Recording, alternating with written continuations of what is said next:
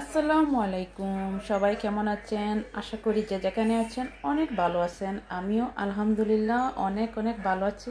তাই যেহেতু আপনাদের সামনে ছোট্ট একটা রান্নার ভিডিও নিয়ে আসলাম। রান্না কিছু না, এই যে এখানে দেখছেন মেথি শাক। আমি আসলে কখনো মেথি শাক খাইনি, আমার জীবনের ফার্স্ট টাইম আমি মেথি শাক আনলাম।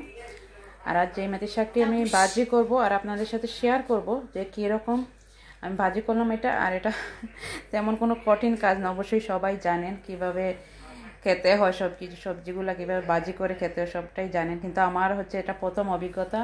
তো আমি আজ এই মেথি শাকটি ভাজি করব আর আপনাদের সাথে শেয়ার করব যে এটা খেতে কেমন হয়েছে আর শাকগুলো কেমন, সেটাই আপনাদের সাথে আজ শেয়ার করছি। আশা করি আমার ভিডিওটি ভালো লাগবে, আর ভালো লাগলে অবশ্যই আমার চ্যানেলটি সাবস্ক্রাইব করে দিবেন।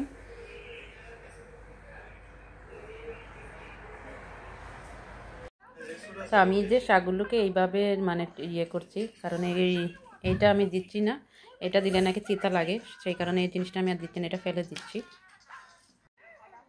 আমি এইভাবেই দিতেছি, কারণ এই মানে এটা শাকের এই জিনিসটা দিলে নাকি তিতে হয়ে যায়, আমাকে বললো একজন। যার কারণে আমি এটা ফেলে দিব পুরো, আর শুধু শাকের এইগুলা দেব, দিয়ে আমি ভাজি করব। আর এই তো আমার এই শাক হচ্ছে এতটুকু, প্রায় 2 ঘন্টার উপরে সময় লেগেছে এগুলো বাছতে। এখন আমি শাকগুলো ভালো করে ধুয়ে নিব, তারপর রান্না বসাবো। এখন শাকগুলো ভালো করে ধুয়ে নেব, প্রথমে শাকের মধ্যে ভালো করে আগে শাকগুলো ধুয়ে নেব, তারপর পেঁয়াজ রসুন এগুলো কাটতে যাব। শাকগুলোকে প্রথমে ভালো করে আমি ধুয়ে নিচ্ছি, কারণ অনেক বালি শাকের মধ্যে। চেষ্টা করবো যতটা পরিমাণ আমি পারি ভালো করে ধুয়ে নিতে শাকগুলো।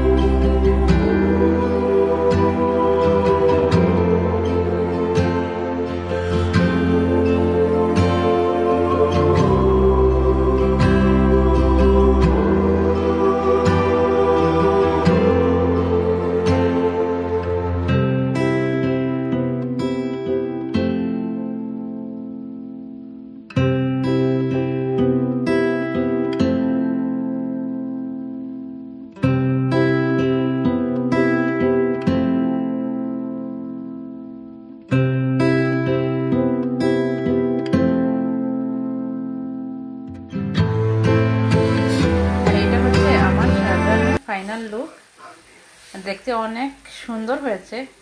আর আমি আসলে খেয়েও দেখেছি, এমন একটা তিতা না, খেতে অনেক ভালো লাগতেছে। আমি প্রথমবার এই শাকটি রান্না করলাম, তো তাই অনেক এক্সাইটেড ছিলাম যে কেমন হবে, কিভাবে রান্না করব সেটাই আমি চিন্তা করতেছিলাম। কিন্তু আলহামদুলিল্লাহ খেয়ে দেখলাম অনেক মজা হয়েছে, কোনো তিতাও লাগতেছে না শাকগুলো। আর অবশ্যই জানাবেন কেমন হয়েছে।